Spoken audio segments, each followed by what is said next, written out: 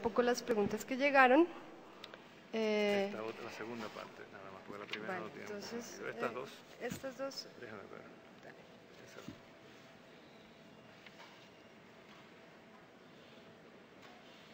Empezamos. La primera pregunta es la siguiente. ¿Qué es lo que impidió que Santo Domingo cayera en la esfera de influencia de Estados Unidos, es decir, que fuera anexado o asociado como lo fue Puerto Rico? Interesante la pregunta. Bueno, Cuba y Puerto Rico van en tiempos diferentes en relación con Santo Domingo. Para finales del siglo XIX, ya Santo Domingo había acumulado una tradición republicana, como yo le expliqué a ustedes, relativamente larga.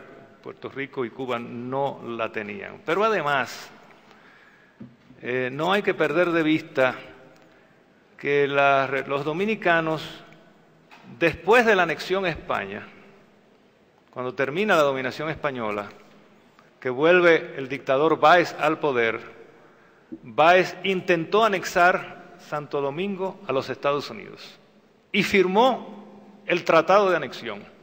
Y ese Tratado de Anexión a los Estados Unidos fue derrotado en el Senado de los Estados Unidos por un voto. O sea que República Dominicana pudo haber sido Estado de la Unión Americana muchísimo antes que la mitad de los Estados Unidos. Pero el senador Charles Sumner estaba muy peleado en ese momento con el presidente Grant y él era el presidente de la Comisión de Relaciones Exteriores del Senado de los Estados Unidos. Y en un acto de venganza política hizo todo lo que pudo, el cabildeo necesario para derrotar el tratado. O sea, no fue por falta de voluntad imperial, sino por una cuestión de política doméstica. Ahora bien, mientras se discutía el tratado, los Estados Unidos estuvieron enviando ayuda militar a Báez para preparar el clima, y esa ayuda militar llegó hasta darle asistencia naval. Y se produjo lo que se conoce como la Guerra de los 6 Años, que fue una guerra nacionalista contra Báez y su principal aliado, los Estados Unidos. Fue una guerra también, una nueva guerra de independencia nacional, esta vez antinorteamericana. De manera que a partir de 1873, cuando Báez es derrocado y ya no hay más posibilidades ni de anexión ni de protectorado, que fue la otra opción que se buscó después de la derrota del tratado, ya los Estados Unidos entendieron que no podían volver a pretender la anexión de Santo Domingo a la Unión Americana. En el caso de Cuba y Puerto Rico, cuando el Congreso le da autorización a McKinley, al presidente McKinley, para que intervenga en Cuba contra España, una de las condiciones es que no haya anexión.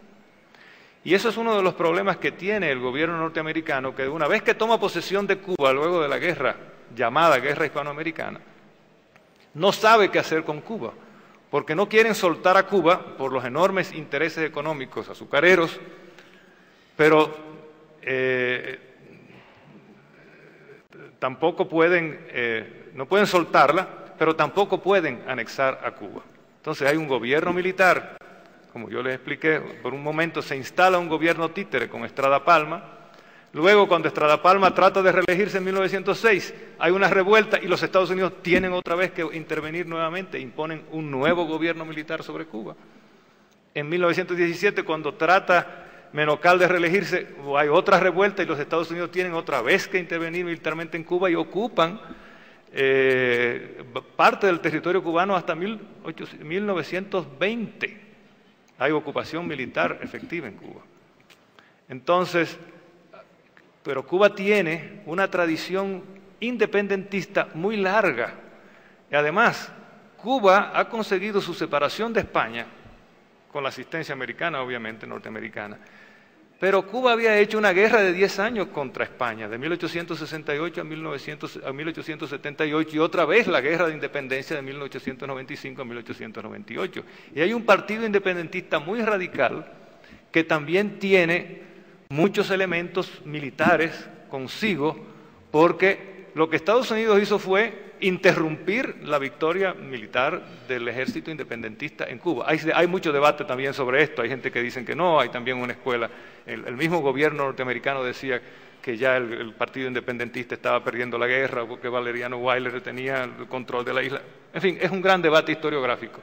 Pero lo cierto es que los Estados Unidos no pueden en Cuba, no pueden anexarse a Cuba, aunque sí la convierten en una colonia, en una neocolonia. En términos políticos, se pasa la enmienda Platt en 1901 y la enmienda Platt, Cuba queda constituida en una colonia. Con Puerto Rico pasa algo parecido, pero Puerto Rico, que no había hecho una guerra de independencia, o dos guerras como hizo Cuba, el partido independentista era muy débil. Y además en Puerto Rico hay sectores de la élite profesional que están dispuestos a convivir con Estados Unidos y a buscar una salida negociada. Esto es una historia larga. Aquí está Ángel Quintero, me imagino que va a hablar de eso esta tarde, le pueden preguntar a ellos. Y van evolucionando. Yo creo que está bueno, explicado, hay bastantes preguntas, vamos a tratar de asociar algunas de ellas, que tengan elementos en común. Una dice lo siguiente: ¿qué papel jugó la Iglesia y el sistema educativo para el arraigo del colonialismo, la dictadura y el autoritarismo en Santo Domingo? Bueno, es una pregunta larga también. La Iglesia es un brazo del gobierno, es un brazo de la monarquía. Yo creo que el profesor Godelier habló bastante claro de cómo la dominación colonial no es solamente dominación política, militar, económica, territorial, de soberanía, es también dominio espiritual. Ahora se le llama, decía el profesor Godelier, ¿cómo era que le decía? Del imaginario. La colonización del imaginario. ¿Cómo?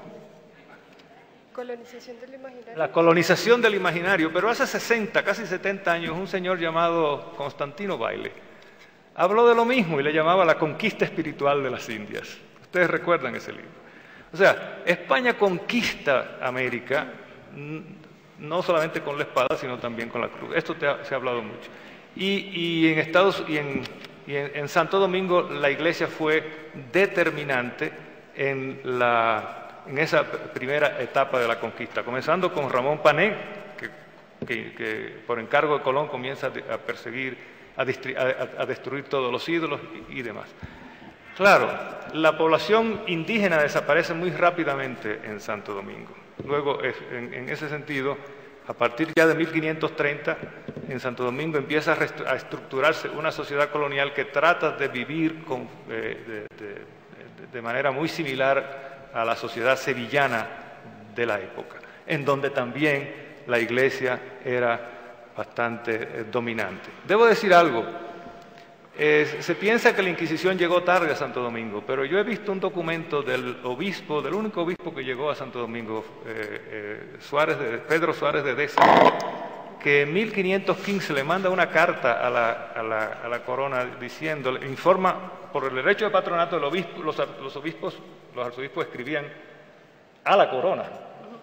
Entonces le decía, aquí la situación es esta y esta y esta y esta, y ahí le mando los expedientes de 3 casos de judíos irreconciliados que han sido detectados por la Inquisición.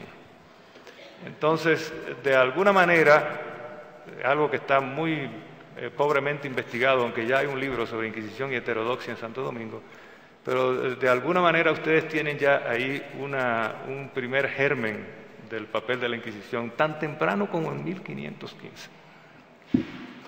Bueno, asociado con la pregunta anterior, hay otra que dice, ¿qué otro tipo de factores culturales tienen incidencia en la creación de esta cultura autoritaria?